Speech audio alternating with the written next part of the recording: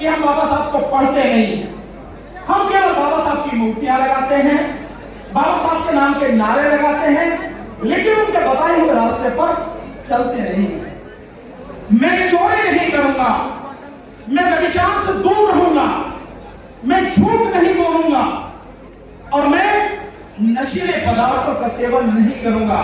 ये बुद्धिज्म की आधारशिला है।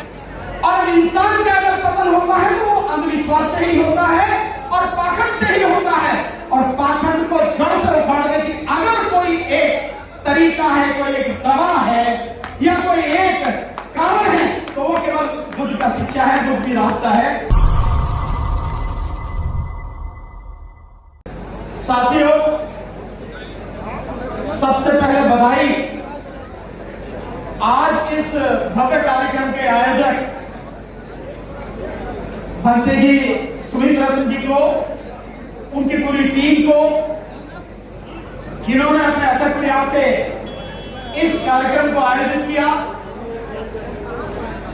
और ऐसे समय में आयोजित किया जिस समय देश में एक धर्म विशेष को स्थापित करने की बड़ी कोशिश हो रही है और लगातार बाबा साहब डॉक्टर अम्बेडकर को मानने वाले, तथागत को मानने वाले, उनकी शिक्षाओं का अनुसरण करने वालों को लगातार प्रताड़ित करने का प्रयास किया जा रहा है। ऐसे समय में उत्तर प्रदेश की राजधानी लखनऊ में ये बौद्ध महासम्मेलन किया जा रहा है, इसलिए सबको बधाई। साथियों, आखिर ऐसे बौद्ध सम्मेलन करने की आज के समय में हमें जरूरत क्यों पड़ी? ये बहुत ही विचारणीय प्रश्न है। यहां जितने भी साथी आए हैं, मैं समझता हूं कि सब लोग ये जानने आए होंगे कि तथागत का धर्म क्या है और इस मंच से जो भी लोगों को बातें बताई जाए उनसे वो अपना हित कैसे साध सके, कैसे अंधविश्वास और पाखंड से वो दूर हो सके और कैसे उनके जीवन में सुख और खुशहाली आ सके। तो मैं मानता हूं कि सब लोगों को बहुत ध्यान से जो जहां भी है वो बातें जो मन से हो रही हैं उन्हें सुनने की जरूरत है। कुछ लोग धूप से घबरा के छाया में है, इधर भी काफी साथी खड़े हैं।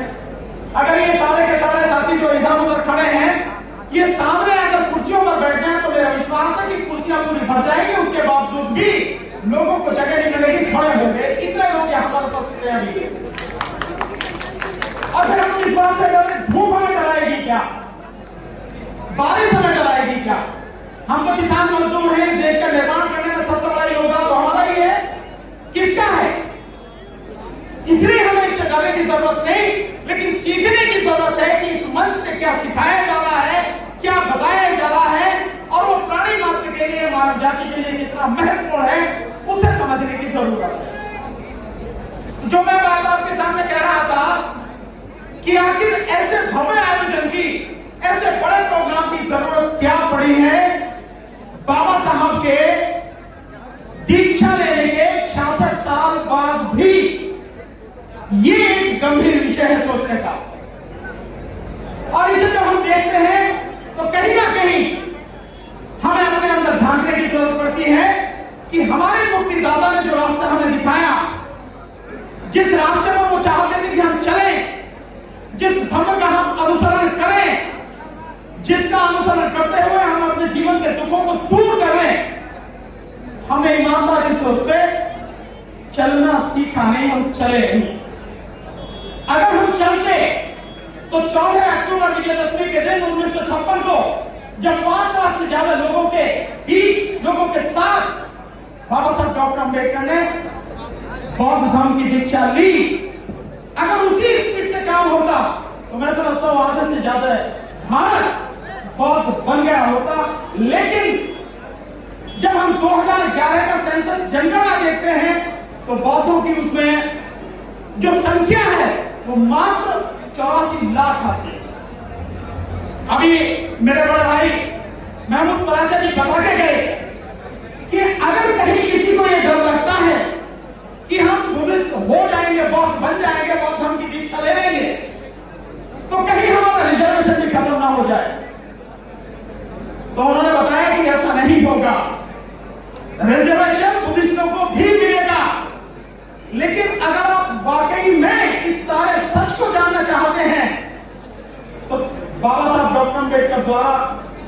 किताब लिखी गई है छोटी सी, उससे पढ़िए।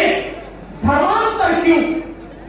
उन्होंने हम उस सवाल का जवाब दिया है जो धर्म, बौद्ध धर्म की दीक्षा लेने के लिए अगर लोगों के मन में आता है, उस सवाल का उत्तर सबसे बढ़िया, सबसे सटीक अगर कहीं मिलेगा तो वो मिलेगा धर्मांतर क्यों, उसी में मिलेगा। पढ़िए आप उस किताब को। अब सोचिए कि हम बाबा साहब को पढ़ते नहीं हैं, हम केवल बाबा साहब की मूर्तियां लगाते हैं, बाबा साहब के नाम के नारे लगाते हैं, लेकिन उनके बताए हुए रास्ते पर चलते नहीं हैं।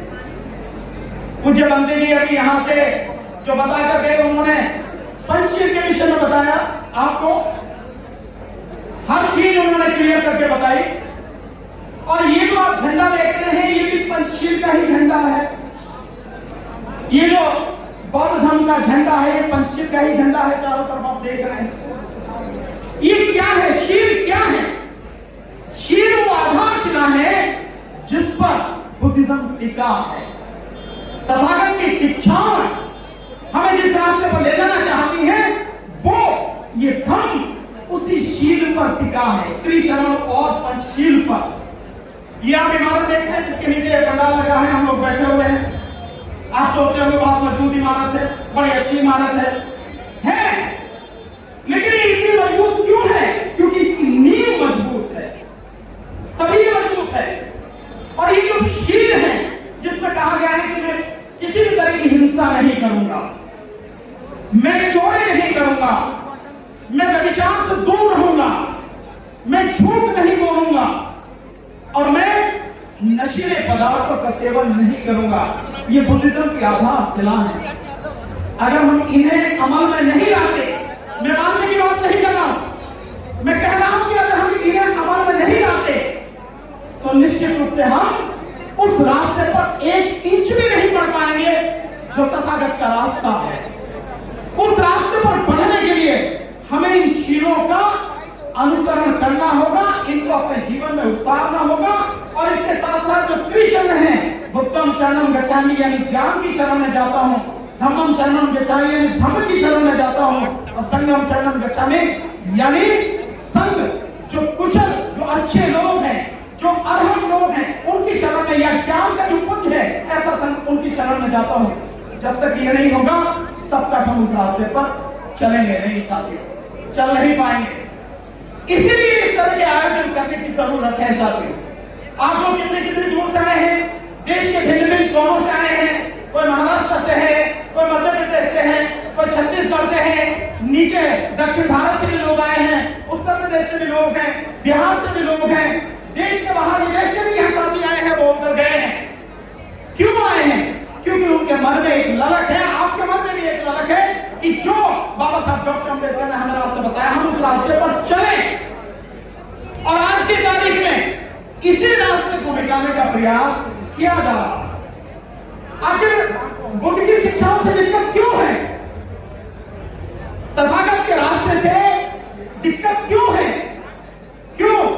क्योंकि अंधविश्वास को अगर कोई एक धर्म या कोई विचारधारा धर्म को करती है, नष्ट करती है पूरी तरह, तो वो है बुद्ध की विचारधारा, बुद्ध की शिक्षा। और इंसान का अगर पतन होता है तो वो अंधविश्वास से ही होता है और पाखंड से ही होता है। और पाखंड को जड़ से उखाड़ने की अगर कोई एक तरीका है, कोई एक दवा है या कोई एक कारण है, तो वो केवल बुद्ध का शिक्षा है, बुद्ध की रास्ता है और कुछ नहीं। तो जो पाखंड है, जो लोग इससे घबराते हैं, वो पाखंड ही फैला रहे हैं। जो कहते हैं कि आपको सोचने की जरूरत नहीं है, आपको तर्क करने की जरूरत नहीं है, आपको जानने की जरूरत नहीं है, हम जो कह रहे हैं केवल उसको मानने की जरूरत है, और आंख मीच कर आप उस पर चलते चले जाइए और अपने आप को, अपने समाज को तबाह कर दीजिए। और हम बाबा साहब के मानने वाले हैं, हम तर्क पर आधारित, न्याय पर आधारित, स्वतंत्रता पर आधारित, भाईचारे पर आधारित जो रास्ता है, जो सबके हित का रास्ता है, समानता का रास्ता है, हम उस रास्ते पर चलने के लिए कटिबद्ध हैं, प्रतिबद्ध हैं। हम उस रास्ते पर चल रहे हैं साथियों। इसलिए साथियों, हमें बुद्ध के रास्ते पर चलना होगा, अन्यथा हमारा भला होने वाला नहीं है। और मैं आपको, क्योंकि पीछे से थोड़ा आवाज आ रही है, मुझे अपनी बात को जल्दी ही खत्म करना पड़ेगा, पर मैं आपके सामने दो बातें जरूर रखना चाहता हूं। अब सारे के सारे लोग आए, आज की तारीख में ये सबसे बड़ा जो खतरा है, मैं उस खतरे की तरफ आपको आगाह करना चाहता हूं। सर, एक बार अपने अंतर्मन में झांक कर देखिए कि क्या हम ईमानदार हैं या हम बेईमान हैं। क्या हमने बाबा साहब को सच में माना या हमने उनके साथ में बेईमानी की, या उनके नाम को, उनके मिशन को राजनीति और अपने स्वार्थ के लिए ही इस्तेमाल किया है। अगर हम वाकई में उनके बताए रास्ते में ईमानदारी से अपने कष्टों को, दुखों को दूर करने के लिए कोशिश करते, तो देश बहुत कुछ युद्ध में बन गया होता, और इस देश को, इस राष्ट्र को बौद्ध में बनाना हम सबकी जिम्मेदारी है। तभी सबको स्वतंत्रता मिलेगी, बराबरी का हक मिलेगा, न्याय मिलेगा, और तभी भाईचारा कायम होगा। अन्यथा जो ताकतें हैं और जो ताकतें आज सत्ता में बैठी हैं, वो ताकतें इस देश को पूरी तरह खत्म करके इस पूरे बहुजन समाज को, इस पूरे शुद्ध समाज को, जिसमें एससी, एसटी, ओबीसी, माइनॉरिटी सारा आता है, इसको पूरी तरह से गुलाम बनाने के लिए लगातार प्रयास कर रहे हैं। और अगर ये तथाकथ का धर्म लोगों के बीच में अपनी जगह बना गया, लोगों की समझ में अगर ये धर्म आ गया और उस रास्ते पर उन्होंने चलना शुरू कर दिया, तो चाहे कोई सरकार हो, चाहे कोई पकड़ फैलाने वाला हो, वो बिल्कुल ऐसा हो जाएगा कि जैसे आंधी में पत्ते उड़ जाते हैं ना, उनका अता पता भी नहीं होगा। इसलिए साथियों, उनको घबराहट है इससे, और ऐसी सरकार, इस सरकार को उखाड़ कर फेंकना जरूरी है, और उसके लिए ईवीएम को उखाड़ कर फेंकना जरूरी है। आप जानते हैं हम लगातार ईवीएम का आंदोलन लगातार कर रहे हैं। ये मंच हालांकि इस बात को कहना चाहिए, लेकिन ये जुड़ा हुआ है उसी से। अगर देश का संविधान बचेगा तो ही और कुछ बचेगा। बाबा साहब का बताया हुआ देश बचेगा, उनकी शिक्षाएं बचेंगी, बुद्धिज्म बचेगा। अगर संविधान ही खत्म हो गया तो कुछ नहीं बचेगा। तो संविधान को बचाने के लिए ऐसी आतताई सरकार को छोटे उखाड़ के फेंकना जरूरी है 2024 में, और उसके लिए ईवीएम को उखाड़ के फेंकना जरूरी है, अन्यथा इन्हें उखाड़ा नहीं जा सकेगा। आप जाने से पहले हम लोग एक हस्ताक्षर अभियान ईवीएम के पीछे में चला रहे हैं, ताकि ये मानते हैं, एक मिनट में बताना चाहूंगा, इस देश में 90 करोड़ मतदाता है, 65% पोलिंग होता है, मान लीजिए कि 60% पोलिंग हो रहा है, 7 करोड़ लोग वोट दे रहे हैं। 7 करोड़ लोगों में से अगर 30 करोड़ लोग इस हस्ताक्षर अभियान में हमारा साथ दे दें, हस्ताक्षर करके हमें दे दें केवल, और उसके बाद में बाकी हमारे वकीलों की जिम्मेदारी, जो हमारे भाई, बड़े भाई महमूद बता के गए। मैं कल सुबह इसीलिए जल्दी आया कि यहाँ लखनऊ हाईकोर्ट के जो एडवोकेट हैं, उनके साथ में हमारी मीटिंग हुई है, और बहुत जल्दी 2024 के शुरू होने से पहले राष्ट्रीय स्तर पर वकीलों की ऊपर से लेकर केंद्र से लेकर तहसील तक एक जबरदस्त संगठन खड़ा किया जाएगा। तो हर जगह आपको तैयार मिलेगा साथियों। सो हम सब जो काम कर रहे हैं उसके लिए मैं आपसे चाहूंगा कि क्योंकि 30 करोड़ लोग अगर हमारा साथ दे देंगे, तो हमारे जो सारे वकील हैं, सुप्रीम कोर्ट आज ईवीएम पर सुनने को तैयार नहीं है। जितनी पिटीशनें सब डिसमिस की गई हैं, यहाँ पर हमारे साथी राजकुमार जी एडवोकेट जी बैठे हैं, उन्होंने भी डाली, वो भी खत्म की गई। तो तरीका क्या है? एक वही है, या तो सुप्रीम कोर्ट खत्म करेगी या पार्लियामेंट में बीजेपी का कब्जा है, वहां से होगा नहीं।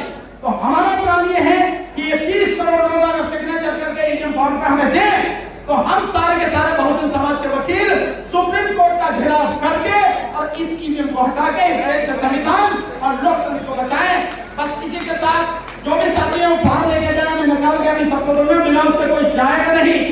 ये आपकी जिम्मेदारी है मेरे साथ साथ। बहुत बहुत धन्यवाद भत्ती जी का, जिन्होंने मुझे बुलाया, और आप सब साथियों का जिन्होंने ध्यान से सुना, और यहाँ पर उपस्थित सभी साथियों का बहुत बहुत शुक्रिया। नमो बुद्धाय, जय भीम, जय निवासी, जय भारत।